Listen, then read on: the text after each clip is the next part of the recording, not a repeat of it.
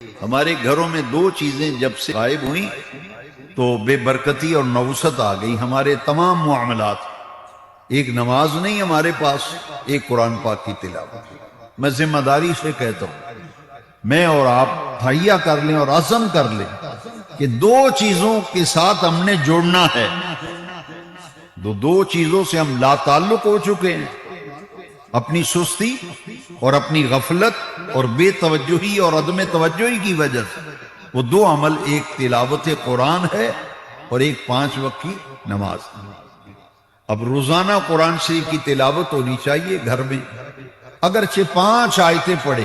یہ نہیں ہے کہ آپ ایک دن ذوق اور شوق میں پورا سپارہ پڑھ دیں، پھر اگلے مہینے پورا گزر گیا، آپ نے قرآن ہی نہیں کھولا۔